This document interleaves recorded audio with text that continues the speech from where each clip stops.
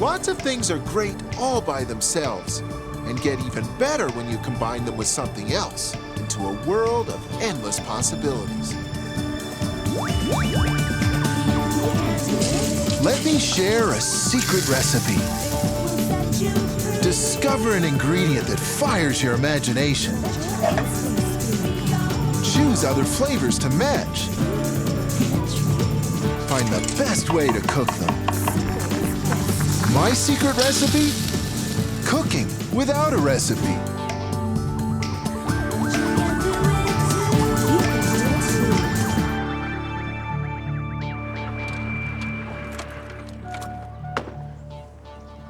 My buddy down the road loves to go salmon fishing. He's a pretty adventuresome guy and likes trying new things, which is probably why we get along so well.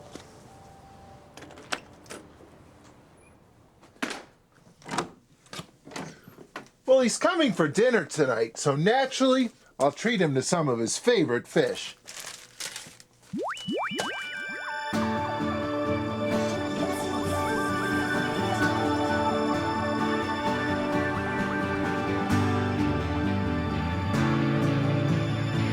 One of my favorite things to do in the kitchen is to fuse flavors together from different styles of food.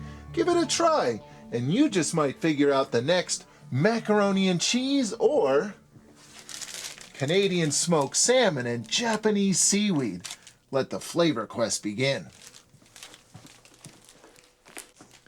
I think I'll make a little fusion sushi appetizer for dinner. That means I'll need a stuffing. I know I don't have any rice cooked off. Let me see what I do have. Chickpeas, French mustard, Japanese sesame. Now, most sushi has three basic parts. The seaweed that's wrapped around the outside, some kind of fish, often smoked salmon, and usually rice. But today, these chickpeas are going to have to shoulder that load. So I guess I'll make a sort of a chickpea puree or a mash or something and see how it goes. Boy, this is already starting to look like the United Nations. Mediterranean chickpeas, French mustard, Japanese sesame. Just a few drips, really. There we go. Now, as I think about it, I'm definitely going to need some salt and pepper in here, which means some more fusion opportunity. Some Japanese soya and some Thai chili sauce.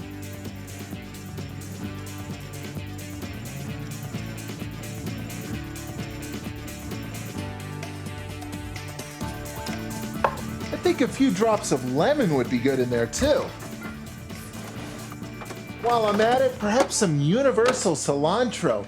This stuff is found in cuisines all over the world. I don't need a whole lot of lemon juice here, just a little bit. And I don't need to mince this up, I'll just tear it right in. But I do need to mash up those chickpeas.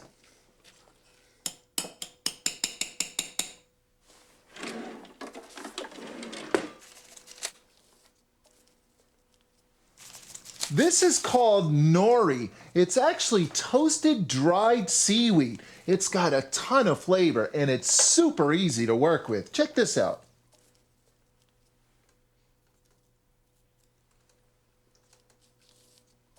Now for this fusion mishmash.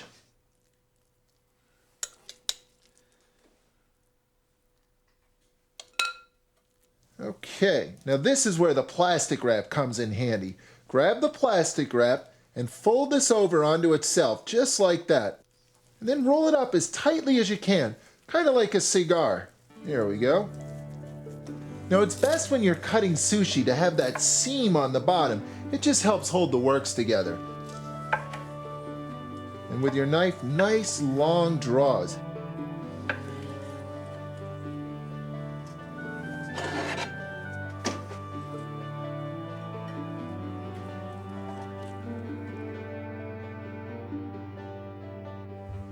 Now look at that.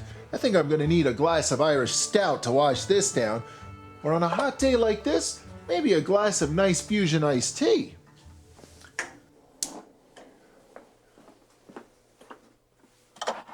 Now, I like my tea, especially my iced tea, a little bit sweet, which means I often play around with different sweeteners, different sugars, different honeys, molasses, or even maple syrup. Actually, this would be perfect because fusion cooking is all about combining ingredients from different places, like Canada and China. So I'm just going to throw a handful of regular old tea bags right on in there, a big splash of maple syrup, and some licorice flavored star anise. Gotta have lemon in a good iced tea. So this is ready for some boiling water. And of course, the longer it sits, the stronger the flavor.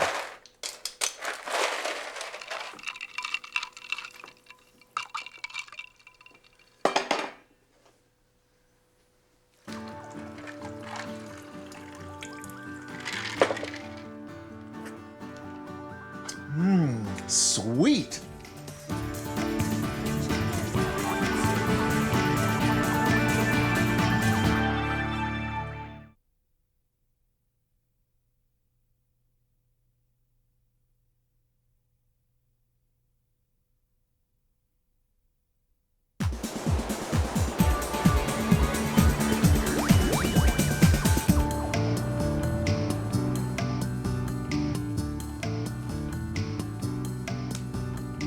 My buddy Paul is coming for dinner tonight, and since he has two passions in life, salmon fishing and trying new things, I'm fusing the two together into a fusion feast.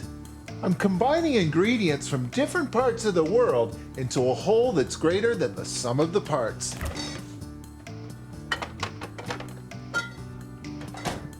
Like fusion sushi with the flavors of Japan, Canada, the Mediterranean, and Thailand.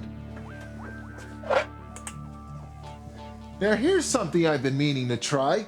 I've got these slick little coconut tart crusts up my sleeve. I used to use them on my dessert menus all the time, and I think they'd look great fused with some chocolate. I'll preheat my oven to 350 and I'll bake them off in a standard issue muffin pan. This is kind of like making macaroons because I'm going to use egg whites and coconut to form the tart crust. There's 2 egg whites, and to encourage the egg whites to get to know the coconut, just whisk them for a second, just until they're lightly frothy like that. And I'll fuse each egg white with a cup of coconut. But before I make those tart shells, it's a good idea to just put a little bit of oil onto these. Just gonna sort of push this into the mold. It starts to ride up the sides a little bit. I'm basically making a beautiful little pastry shell. Now pay attention to the corner in the bottom of the mold where the side meets the bottom, and push the coconut right up the edges, just like that.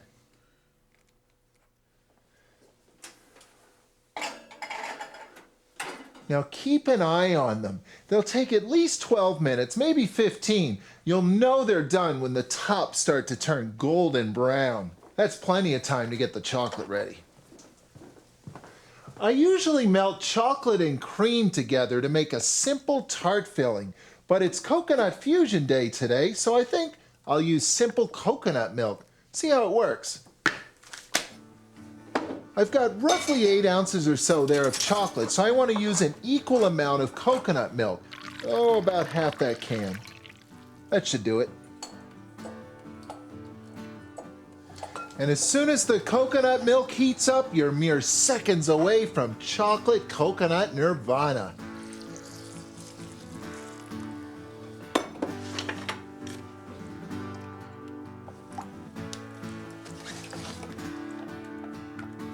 That's good to go.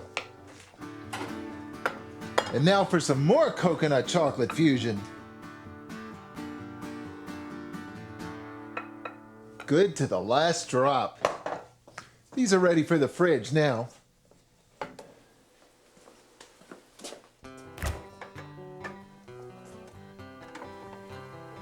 Ah, there you are. quietly waiting your turn, all trimmed and ready. How does a salmon fillet end up looking this good anyway?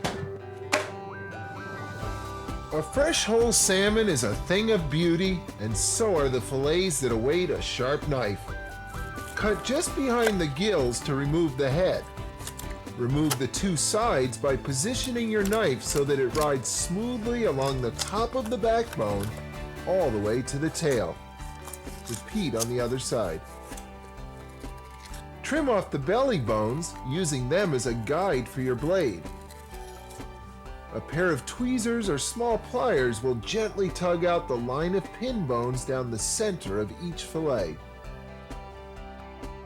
To remove the skin, lay the fillets flat on your work surface, grasp the tail end, and slice with your blade gently riding just above the skin and parallel with the cutting board.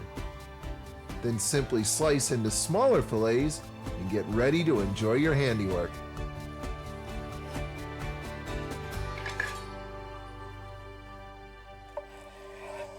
Now, salmon doesn't normally swim to Asia, but that's where it's heading today, floating on a fusion fish cake. Let's see what flavors I have for this fish today. Frozen ginger from China, soy sauce from Japan, ah yes, cilantro from everywhere, and a leftover red onion from my own refrigerator. I'm going to season this first with that frozen ginger, which is really easy to grate into a serious powder when it's frozen.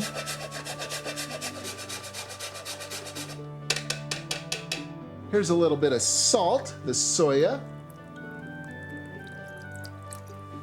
And speaking of sharp pungency, here's a little bit more. Okay, I don't need all that onion though. And a little bit of cilantro. Now, pureed raw salmon is actually very strong. It will suspend quite a bit of flavor. Don't puree it. Process it just long enough to combine everything. And use your pulse button if you have one. Form it into little burgers, little patties. Now, don't worry, they're going to feel a little bit loose, but when you start cooking these off, they'll firm up nicely, and they'll be full of flavor. These are looking good, but of course they're going to need a little bit of heat before they're true fusion fish cakes. The quest continues.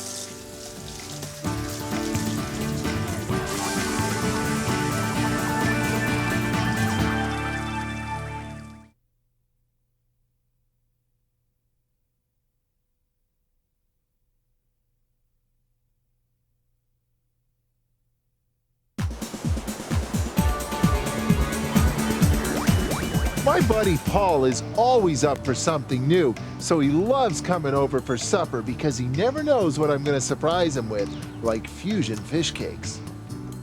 Fresh salmon blended with Japanese soya, Chinese ginger, universal cilantro, and a red onion all the way from my fridge. If he likes that, maybe I'll let him try some coconut chocolate tarts too.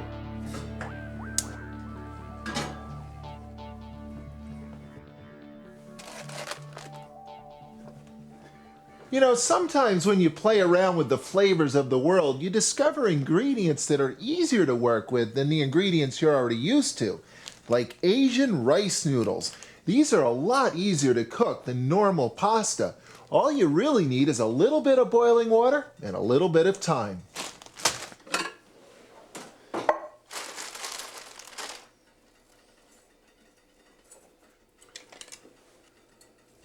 And now for the water.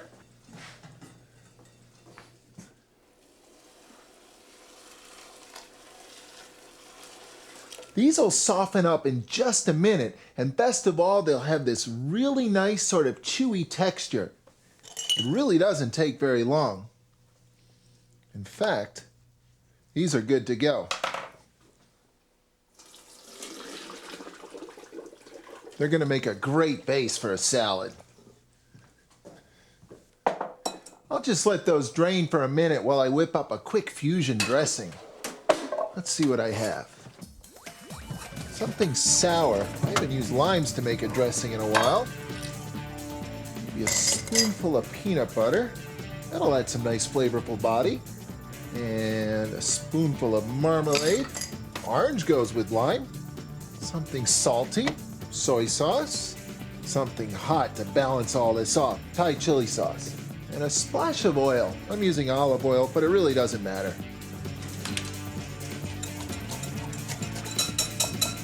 Now, I'm going to need something green in there for sure.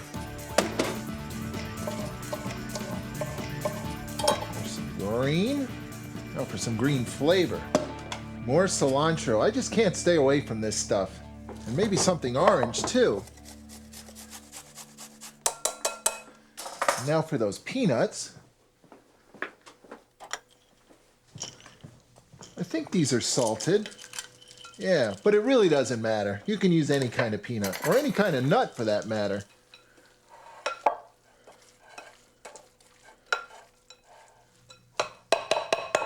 Now that's my kind of salad. Lots of colors, textures, and flavors, and fusion too.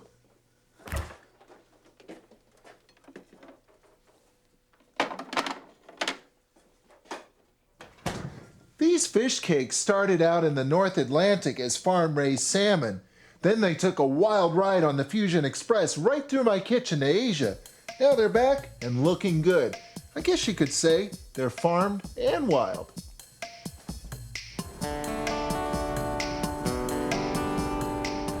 Salmon is one of the single healthiest foods you can land on your table. It's loaded with a laundry's list worth of good stuff, like omega-3 fatty acid and lots of protein. It's low in fat and cholesterol, and of course, it's packed with flavor. That's why in my house, the catch of the day is often either wild or farm salmon. But there is a debate over farmed versus wild salmon, with good points being made on both sides. But somehow, the realistic middle ground is often overlooked. Wild salmon are healthier, and they also have a stronger, well, wild flavor that I love. But they're only available fresh for a small part of the year. So I often swim on over to the other side of the river for fresh farm salmon.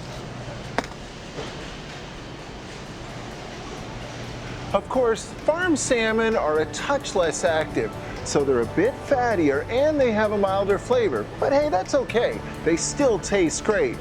The bottom line for my family? Fresh wild salmon when it's in season and fresh farm salmon the rest of the year. Because for me, there's really only one salmon debate: grilled, poached, or roasted.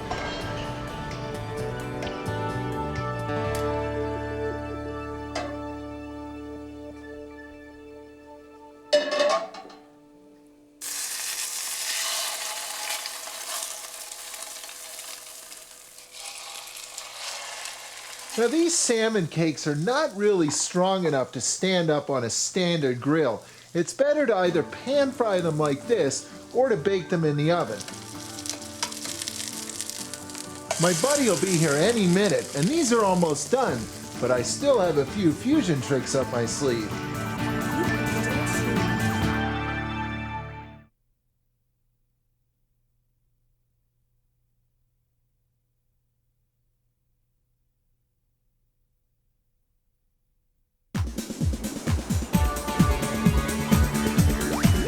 Fusion is the art of combining seemingly unrelated ingredients and discovering that they fit together quite nicely. Like chocolate and coconut, Chinese tea and Canadian maple syrup, or a United Nations worth of sushi flavors. Now these salmon burgers are good to go, but I am going to make a quick little fusion condiment to go with them. With some mayonnaise, some Japanese horseradish, otherwise known as wasabi, and a little bit of Scandinavian dill.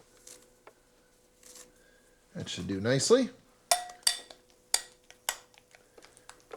There we go. I'll just spread that right on these rolls. Now, a little bit goes a long way when it comes to wasabi. And here's a perfect way to use up all this leftover. with my sushi.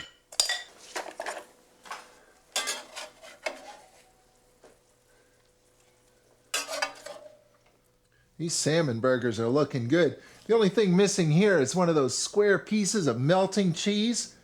Actually,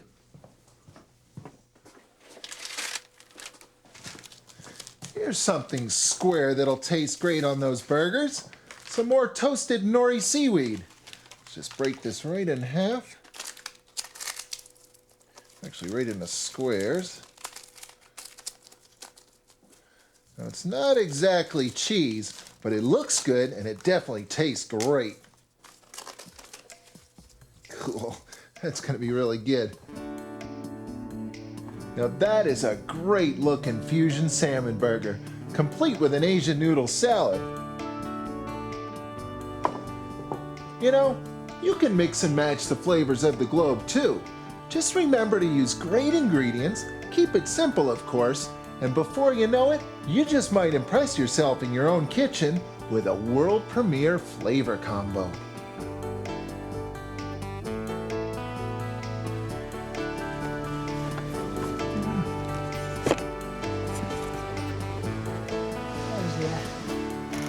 So are you hungry? I'm starving. So this is actually smoked salmon sushi. Sounds good. I sort of got into this fusion mode today. And those are rice noodles. Quick meal on the go. Yeah. Now what should I do with that salmon there for you? I think it's stuffing it. You know how Stuff- you did that pig one time? I could probably figure that out. If anybody can, you can. Don't you worry, I'll give that salmon a good home. Here's to salmon fishing and adventure. What more could you ask for? How about dessert? You know my weakness, chocolate.